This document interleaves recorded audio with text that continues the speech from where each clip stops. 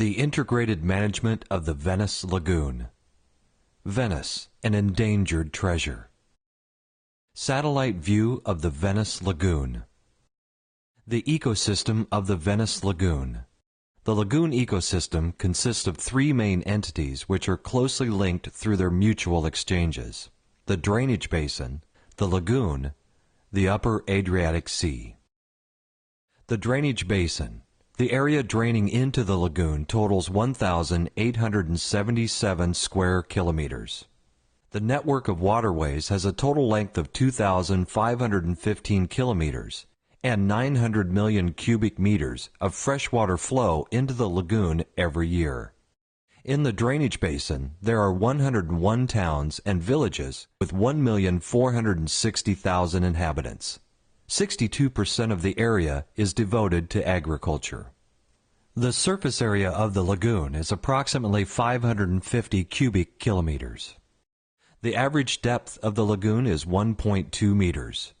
The average daily volume of water entering the lagoon from the sea is approximately 400 million cubic meters. The total number of inhabitants living in the urban areas of the lagoon is 173,000. View of the lagoon. The main features of the lagoon morphology.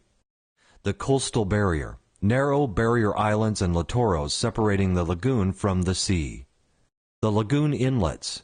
3 inlets clearly demarked by long breakwaters, which connect the sea with the lagoon.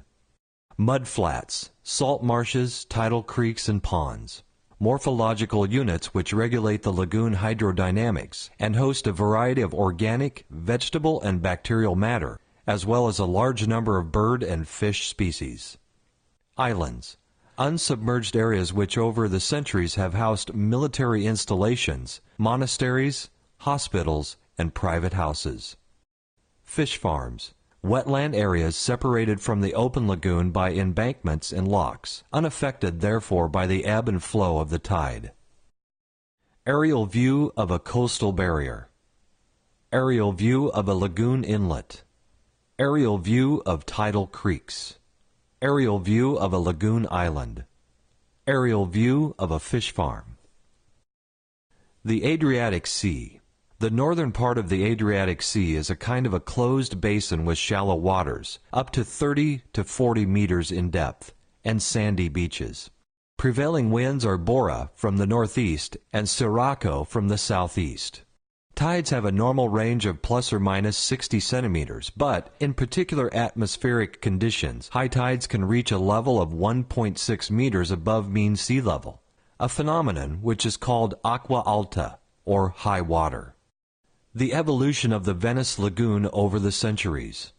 The Venice Lagoon is a coastal lagoon and, as such, is a transitional environment located between the mainland and the sea, in a state of continuous instability and evolution.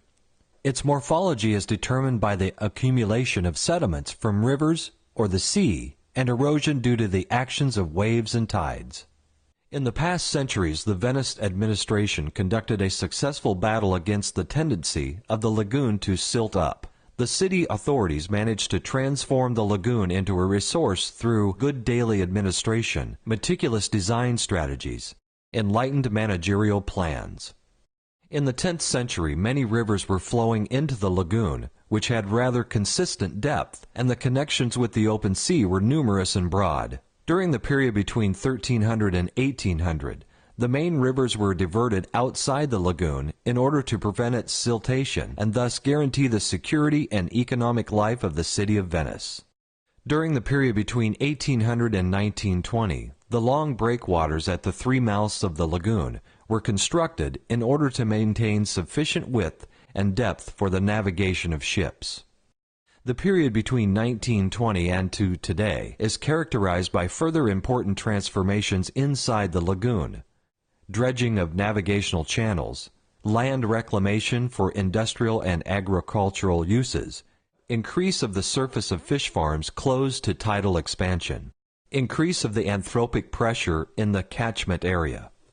Not all of the results of these policies turned out to be positive. In fact, they generated the following negative effects: Ethe sediment balance was changed. Sediments flowing out of the lagoon are no longer replaced by the new sediments transported by the rivers. Today, the lagoon shows a net loss of about 1 million cubic meters of sediment per year.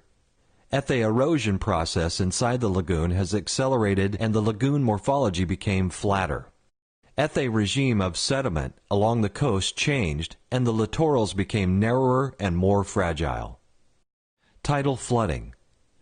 As well as the above, the Venice Lagoon is affected today by a very serious and dangerous problem, the increased frequency of tidal flooding. The city of Venice and other inhabited centers in the lagoon are often flooded by particularly high tidal events, and the frequency of the phenomenon is showing a dramatic increase. Acqua alta in San Marco Square. The first question one may raise is, how does tidal flooding generate? In simple terms, tidal floodings are generated by a combination of several meteorological phenomena. Persistent strong winds from the northeast, Bora, and southeast, Sirocco. Persistent low atmospheric pressure, persistent rainfalls, high tidal levels. Venice, flooded areas at the turn of the century. Venice, flooded areas today. On the 4th of November 1966, an exceptional storm surge hit the Venice Lagoon. The highest tide, the highest ever recorded, reached 190 meters above mean sea level as compared to a normal spring tide of approximately 60 meters. More than 80% of Venice was underwater.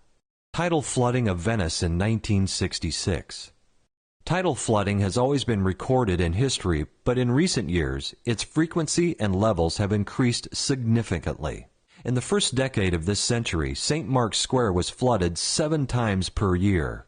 Today, flooding occurs on an average more than 40 times per year.